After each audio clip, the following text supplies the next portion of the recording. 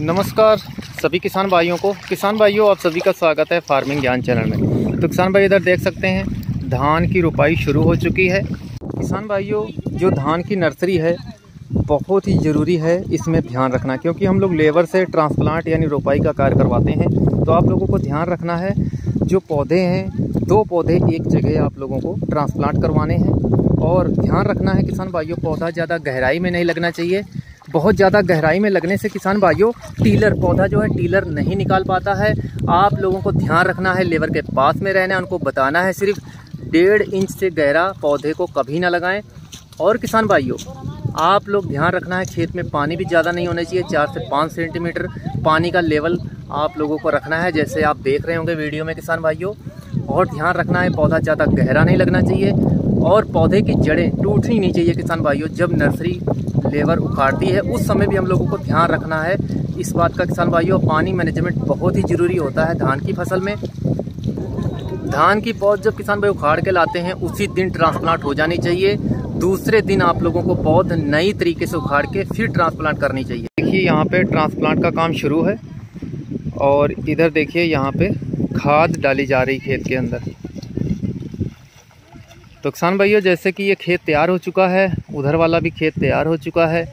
पानी भरने के बाद जो हम लोग खेत तैयार करते हैं, जब खेत तैयार हो जाता है किसान भाइयों उस समय हम DAP खाद अगर आप प्रयोग करेंगे तो 1 एकड़ में 1 बैग 50 किलो का DAP खाद जो 1846 होती है, जो 18% नाइट्रोजन और 46% फास्फोरस होती है, तो 1 बैग 1 एकड़ में प्रयोग करना चाहिए। तो अब किसान भाइयों खाद इस प्रकार से प्रयोग करने के बाद में उसके बाद में इसी खेत में फिर ट्रांसप्लांट यानी रुपाई कर देनी चाहिए, तो सबसे बेस्ट होता है। और किसान भाइयों अगर आप सिंगल सुपर फास्फेट खाद का प्रयोग करेंगे तो वो भी सेम प्रक्रिया है, ऐसे ही आप लोग प्रयोग कर सकते हैं खेत तैयार करने के बाद। और सिंगल सुपर फास्फेट जो आप प्रयोग करेंगे किसान भाइयों उसकी मात्रा लगभग आप लोग प्रयोग कर सकते हैं 3 बैग 1 एकड़ में। अब सिंगल सुपर फास्फेट जो खाद होती है किसान भाइयों सबसे बेस्ट मानी जाती है, लेकिन असली खाद होनी चाहिए। उस खाद के अंदर हम लोगों को सल्फर भी मिलता है और कैल्शियम भी मिलता है सेकेंडरी तत्व के रूप में, और फास्फोरस तो मिलता ही है किसान भाइयों। जो सबसे बेस्ट होता है, कल्लों का विकास तेज़ी से होता है। सल्फर और कैल्शियम डालने से पौधे जल्द हरे भरे होते हैं।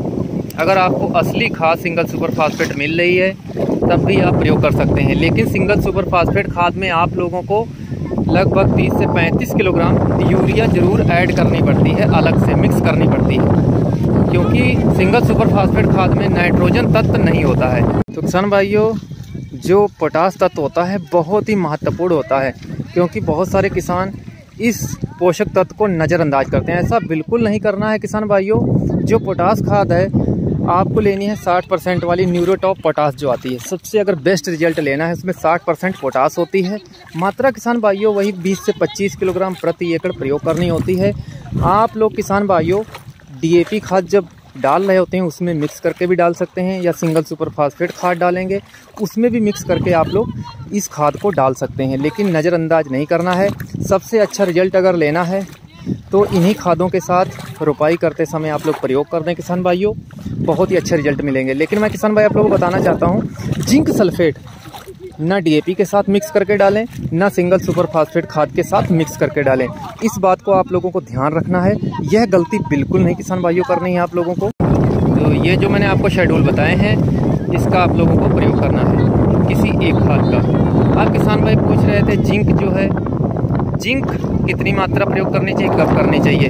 अगर आपके खेतों में जिंक की कमी आती है, आपने 2 साल से प्रयोग नहीं किया है उन खेतों में, तो जिंक बहुत ही ज़रूरी होता है धान की फसल में। अब जो मात्रा की बात बताएं किसान भाइयों वो भी नोट कर सकते हैं। 33% की जो जिंक आती है किसान भाइयों 1 एकड़ में आप लोग प्रयोग कर सकते हैं 10 से 12 किलोग्राम।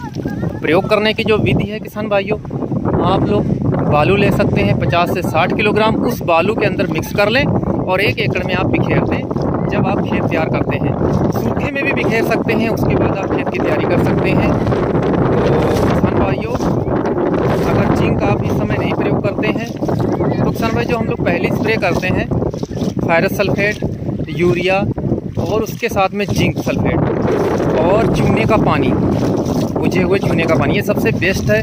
मैग्नीशियम सल्फेट सभी को मिक्स करके स्प्रे भी करने से अच्छा लाभ होता है और अच्छा रिजल्ट मिलता है किसान भाइयों।